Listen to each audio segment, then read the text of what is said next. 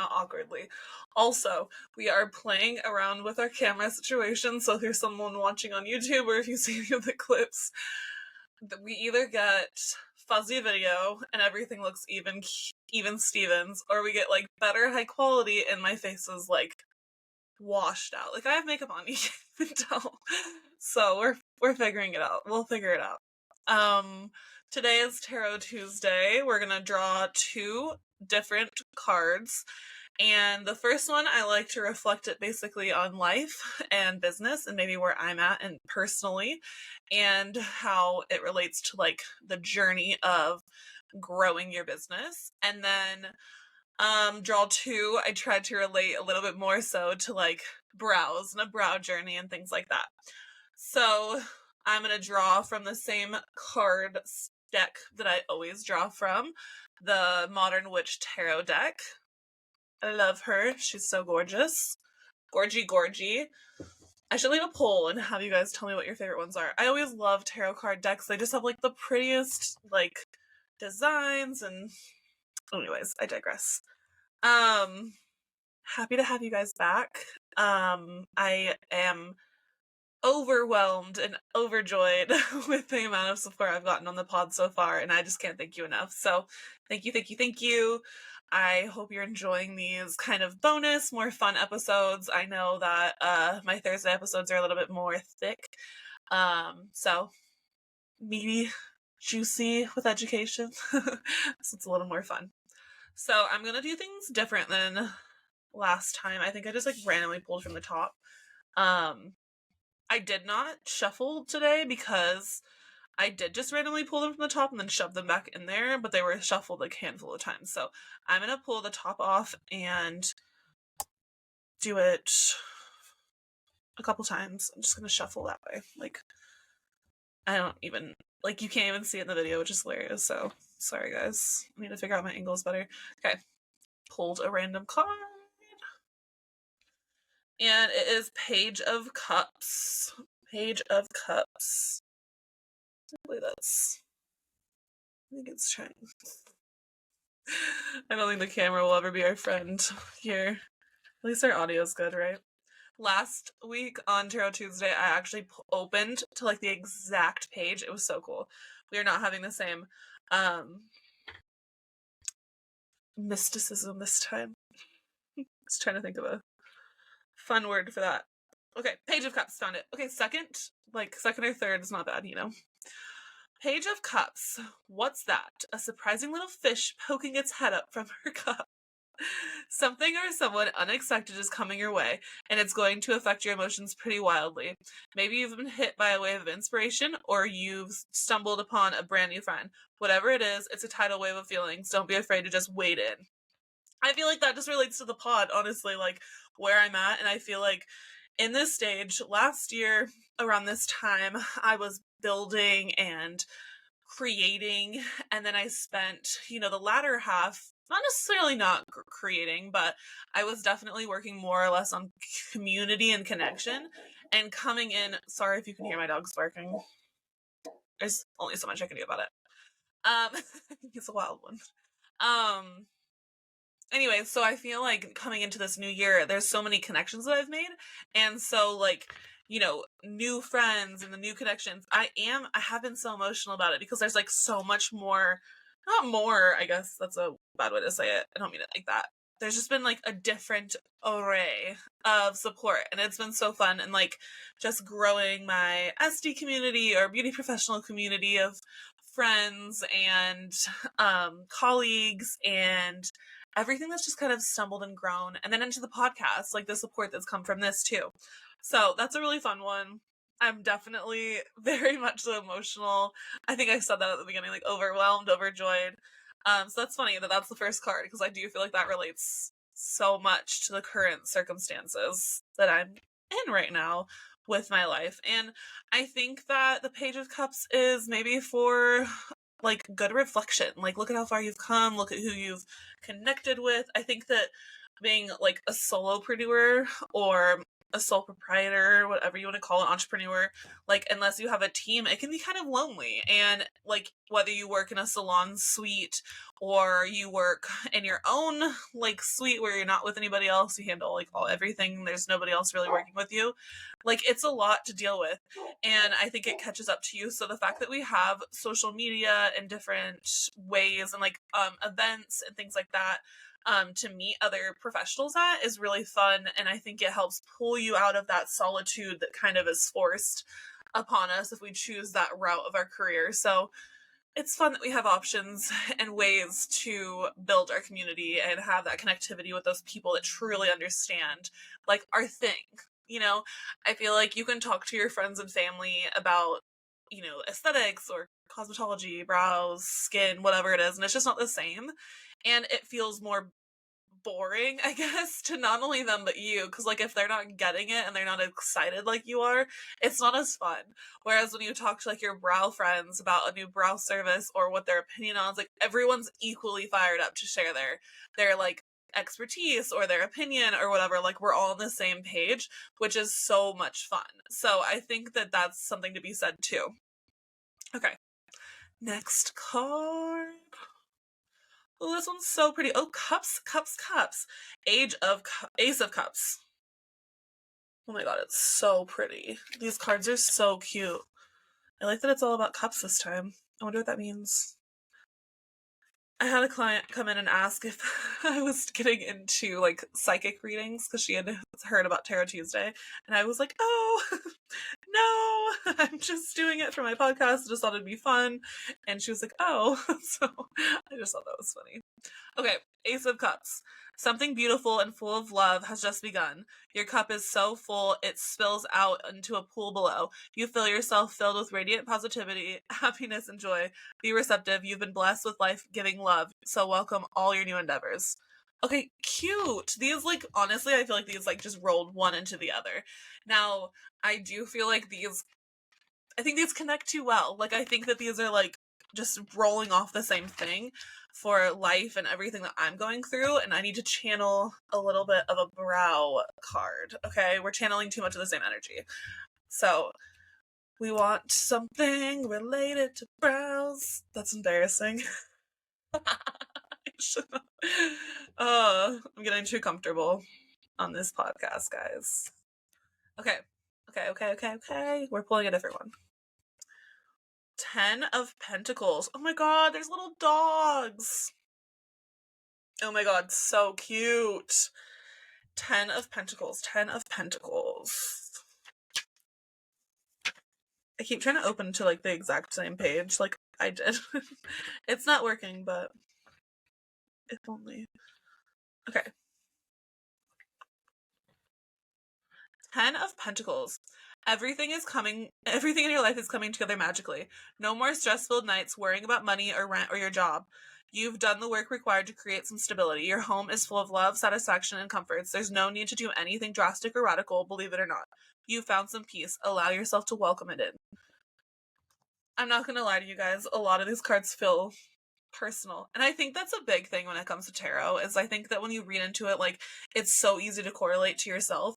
But I think that this, I could correlate to brows in the sense that, like, once you find your brow person, and I have a post on my Instagram I'll share about finding the perfect brow artist for you, or even your ideal clientele. So whether you're a client or a professional, like I feel like this is about finding your people. And once you feel your people, like everything just works so much better. So when you find your ideal client, things like policies make sense to them. Things like how you do business make sense to them. Things like your specific skill set, how you go about things. Because brows, believe it or not, can be done so many different ways. And I'm not saying any one which way is perfect. I just had this conversation about concealer, and I feel like we get so wrapped up in, like, this is how it's supposed to be done. And, like, I don't use concealer. And there's people that literally would not do brows, without concealer. So it's like everyone has their own cup of tea. And once you find that clientele that, like, totally agrees with how you go about things, that's your ideal clientele, and you will find them, I promise. So This is just a little reminder. And for brow artists, once you find your brow artists, like it's going to be easy. You're not going to have to explain things. They're going to listen to you. They're going to know what you need. And it's just going to be an easy breezy experience. So I feel like a lot of the times we get discouraged and we give up or we settle. And this is a reminder to not do that. It may take a little while. And I'm not saying that, like, as a professional, we just turn people away if they don't go along with us. I'm not saying that. Unless they reach the point where you need to fire the client or part ways with them, and there's a way to do that appropriately and professionally, I think that we move through things, and as you grow and as you build and as your clientele grows, you slowly weed out the people that don't align with you. It doesn't have to be some massive shift or this huge change that happens. It can be gradual, and that's okay, because at the end of the day, it's a business. So we're not going to opt for kicking somebody out of our chair and losing out on income unless they've done something, that's inappropriate and we need to part ways with them.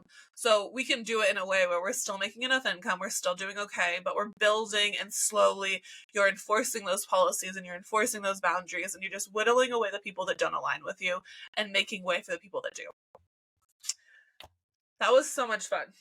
I love this because I just feel like it takes me on a different route as far as how I like to recommend things to you guys, and things that come to mind randomly, with cards and things like that. And I just feel like it's a fun way for me to connect with you guys in a deeper level. Can remind you not to give up, and things take time. And ultimately, with brows in a business, the hardest lesson to learn and most important lesson to learn is patience. And I am a very impatient person, so I totally understand how frustrating it can be. And it's not a fun lesson, and it's not a fun practice, honestly. I think everybody would love instant gratification. I think that's why it's so popular in the world we live in. And if we could do it, I think that if we could immediately have everything, work exactly in a line, exactly how we need it to, it wouldn't feel as good. So when you work your ass off to build a business, it feels really fucking good when you get there. So just keep that in mind. You're gonna get there. I think a lot of us think that you have to look a certain way, you have to act a certain way in order to be professional or to be successful. And although I do think there is a professional and unprofessional way to act, I think the biggest thing for success really is consistency and just sticking with it. Whether it's hard or it's easy, just staying the course and not giving up is really the key to success. I think there's definitely ways you can be, like, more successful and maybe more sustainable long term, and there's ways to reach success that isn't sustainable, but I think consistency is a really important part of all of that.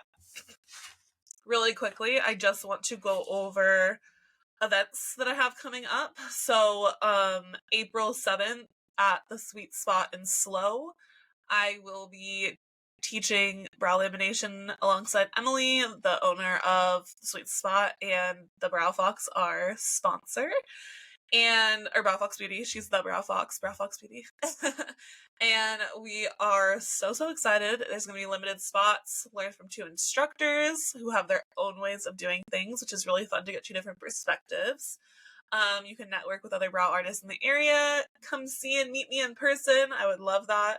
I'll also be touching on my hand-tied threading method because that's the only hair removal I do when we're laminating. And my lamination manual will be included. So if you have questions, feel free to reach out. I'm so excited to have you here. I recently asked online some questions, so I'm gonna get into that. Okay, Q&A time. I'm so excited. So I just got a couple questions. I picked a couple to answer today. The first one is, do you always exfoliate before tinting? And if you do, what are some products you would recommend? So, yes, I do. Well, yes and no. This is a hard one. So, you know me, I always love to be really technical and transparent. So, yes and no. It really depends on the type of tint my client's looking for. If they are nervous about the tint and they are want it as light as humanly possible, I'm going to do a gentle cleanse, or maybe not even a cleanse, not a deep cleanse. Of course, I'm going to make sure there's no makeup or anything in the way. But we have to remember that the solutions, which is the tint, the mixed tint, needs to travel like through whatever is in the way to penetrate the hair to, push that color into it to create that change. So the more barriers we have in the way, the lighter and the less effective the tint is going to be. So if my client wants something super light, I'm going to shorten the time. I'm going to do a gentle cleanse, and I might not exfoliate quite as heavily as I would versus somebody getting like a hybrid. So hybrid tints, because we're aiming for skin staining, the skin needs to be exfoliated. If the client is somebody who has like a really regular, inconsistent skincare routine, and we don't always know this as brow artists. I'm not their esthetician, so I don't know what products they're using at home. So I kind of just go off of what I'm seeing and what they tell me. So I always do a minimal cleanse just to make sure that, whatever is sitting on top of the brow hairs is gone before the tint. And then I like to use like silicone spoolie or a silicone like raised brush to exfoliate the skin gently. So silicone is going to be less abrasive than like a plastic spoolie, mascara one, whatever you want to call it. And then I personally always felt that anytime I used some sort of product, like a scrub or something like that, it was either too exfoliate, like too much for the skin, so the skin was red and irritated, which I don't like my clients to have red or irritated skin. Or it like left a film, and I'd either have to like do another cleanse, or like it almost got in the way of the skin staining. Same with like primers. I've never really been a big primer girl. Like I know Bronson has one and I used it a few times, don't love it. So I just feel like having like a really good foam cleanser that does a really thorough job to clean the brows. Clients come in preferably without makeup, or you're going to be cleansing a little bit more, and then doing a very gentle exfoliation with a silicone brush is not only very cost effective, which you know me, I'm a frugal brow artist. I don't like all the extra fluff kind of products that I don't think are necessary.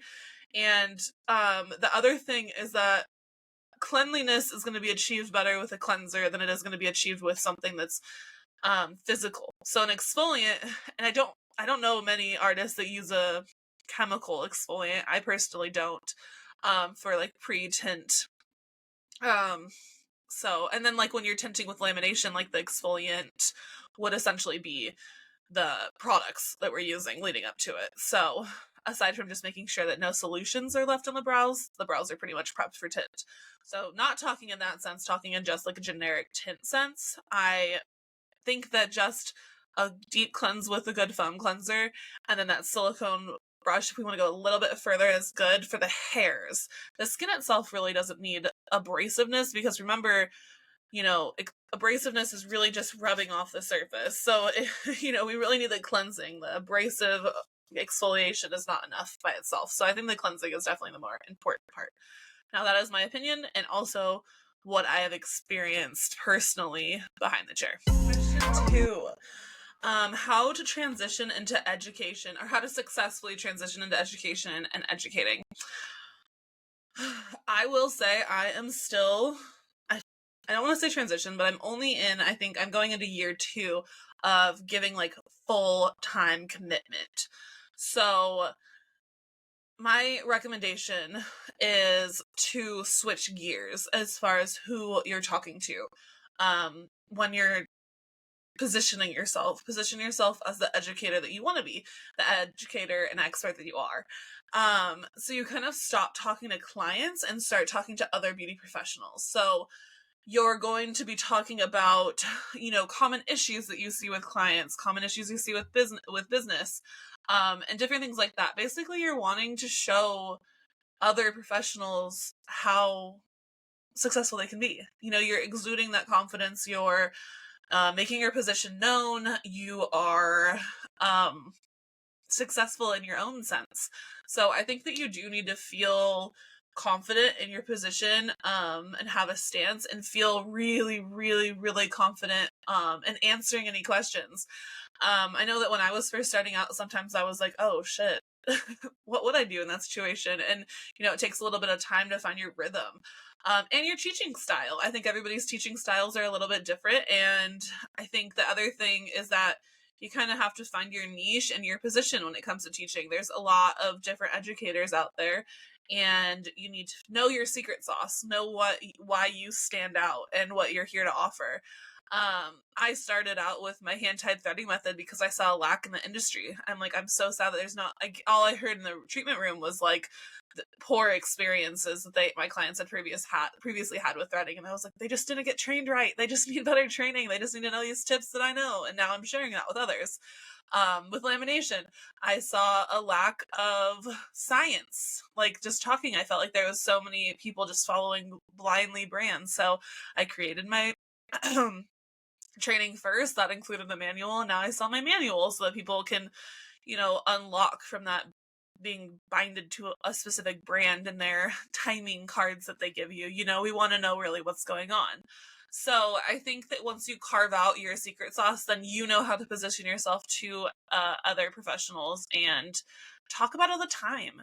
You are an educator. Plug yourself, just like you did with your business prior. I know it's completely different. I know it feels different. The same way, even like position myself as an educator, like one-on-one, virtually, whatever the situation may have been, and then now having a digital product, like even that is totally different as far as marketing techniques and things like that. And then the other thing that I have to say is, like, hire help. If you're in a position where you're comfortable in your setting and you really want to take that next step, use your business to help fund your next venture.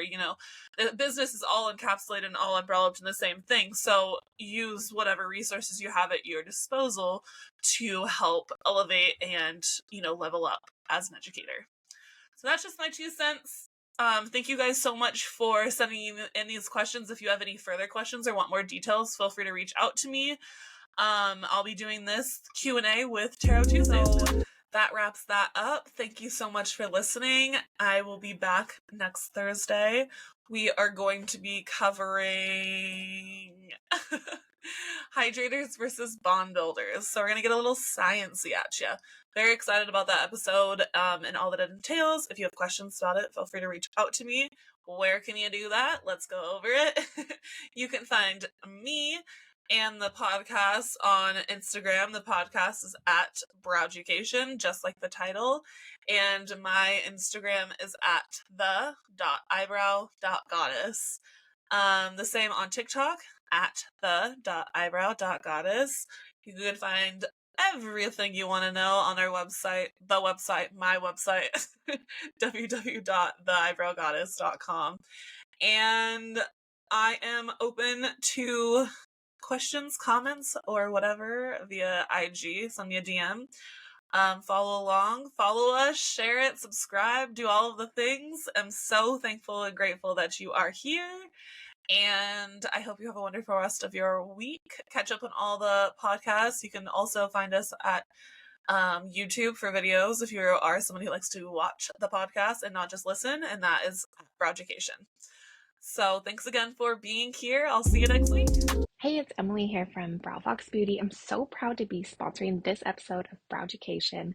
If you are new here, let me tell you a little bit about Browfox Beauty. We are a professional brow line for the esthetician. We specialize in easy retail for the busy esthetician. We also have a line of better back bar basics so you can be super confident putting pre and post wax solution and massage oil onto your client's skin, giving them the best glow and the best brows yet. You can find more information at browfoxbeauty.com or on social media at browfoxbeauty.